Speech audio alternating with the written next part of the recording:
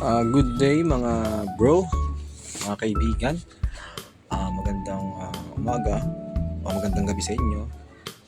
Itong video na to share ko,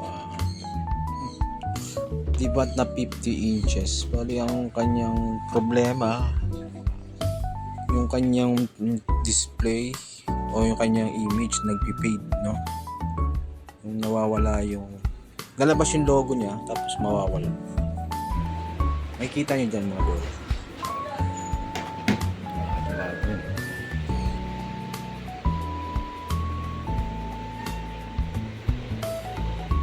Ayun, no? Tumikilim yung gilid. Nagpipate. Pag ganyan, na tumuloy sir, no? Eto guys, bali, nagpipate yung picture niyan. Tayo ko ulit. Sa ano to? Sa screen yan eh. Ay tumuloy. Buksan ko lang. Eto na mga bro, ang TV ni Sir, 50 inches skyward.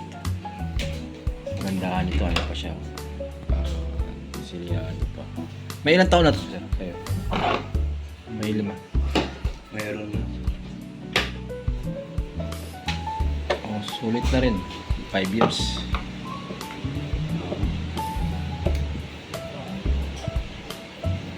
Baka naihiyan ng pusa ito. Abot niya eh. Pwedeng nabasa ito eh, or ano na, sa tagal na din. Kaya nasira. Oo. Pwedeng ganun. May 5 taon na eh. Pero yung ginawa ko na ano, yung Samsung, 10 years na sa kanya. Sira yung backlight. Okay pa yung screen.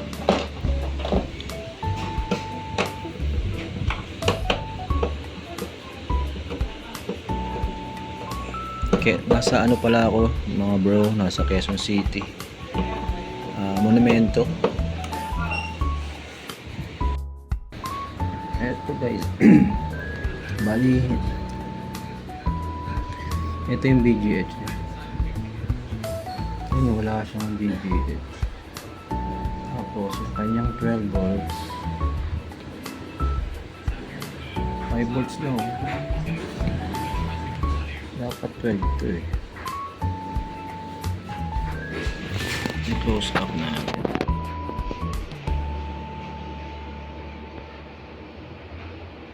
Ayun no, BN 12. Yung nasusukat lang natin is 12 lang. 5 volts lang. Pinutin mo natin saksakan. Tapos hang natin itong isa.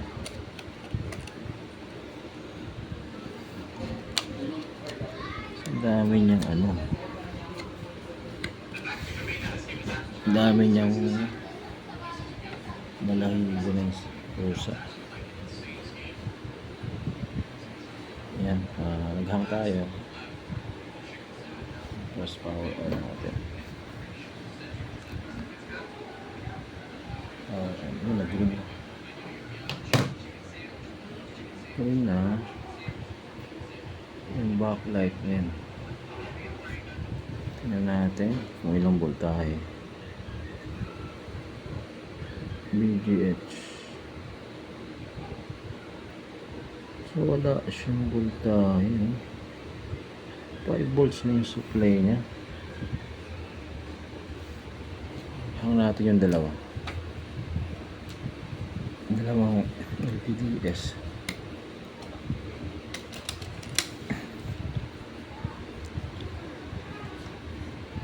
Dalawang LVDS na yung hilang natin. Power on. Ayan, nag-green na. Natin kung ilang voltahe. Ayun, 5 volts lang talaga siya. Bakit ang baba niya? Ito, tingnan natin ito kung ilang volts.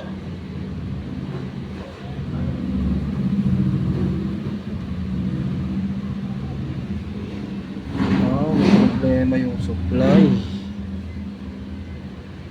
baba ng supply niya rito. Ayun, 5 volts lang. Kaya pala bumabaksak. Check muna natin yung supply niya, guys. Kaya yung supply niya is nakalagay dito. Zoom natin. Ayun, 12 volts. Pero yung nasusukat lang natin, ayun, 5 volts lang. Okay. Eto, balik tayo mga bro. Bali, niras ko yung yung main board sa yung power supply. Kasi ang nangyayari, yung pinaka 12 volts niya, ito yung ito yung board. Bumabaksak yung 12 volts niya. Dinila ko tong board kay kay Jonathan, yung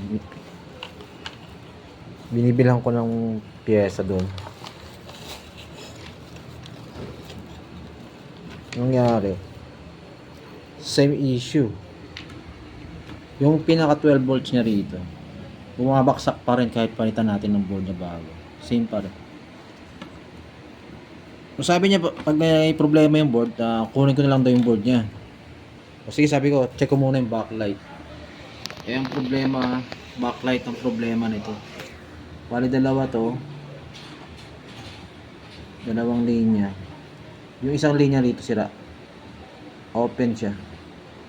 So gagawin natin, kakalasin natin tong backlight. Papalitan natin ng backlight.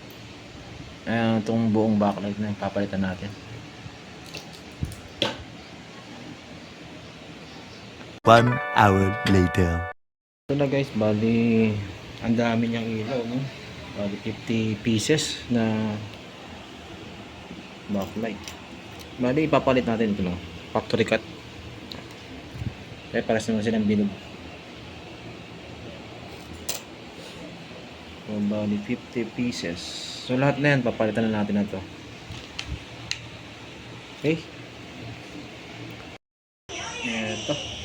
Nakabit ko na yung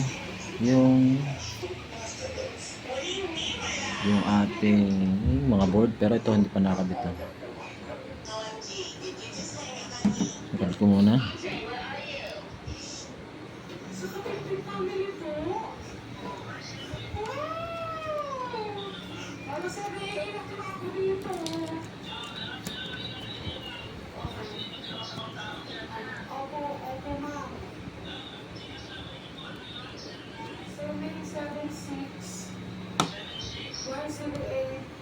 Ayun, nakabit na.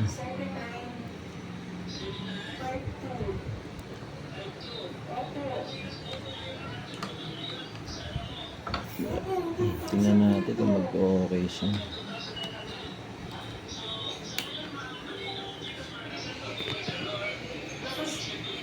Ito. Tingnan natin.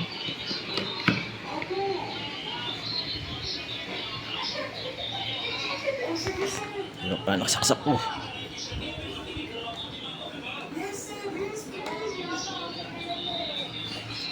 So yan. Tingnan natin kung magtutuloy siya. Yun, nag-green.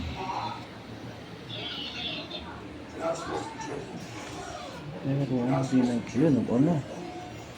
Tingnan natin kung hindi bumaksak yung 12 volts. Ayun, hindi na bumaksak.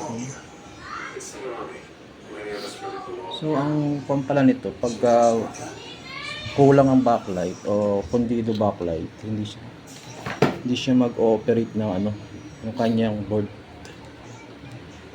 Tingnan natin yung display. Ilayo ko muna.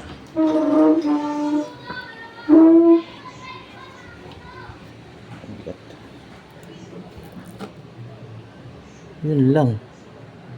Walang display sa sa panel.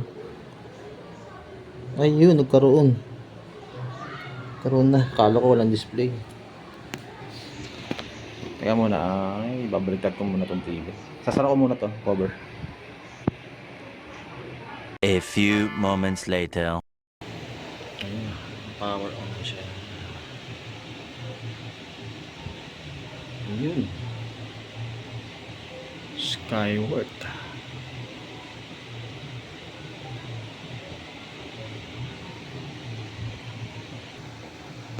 Ito na mga bro.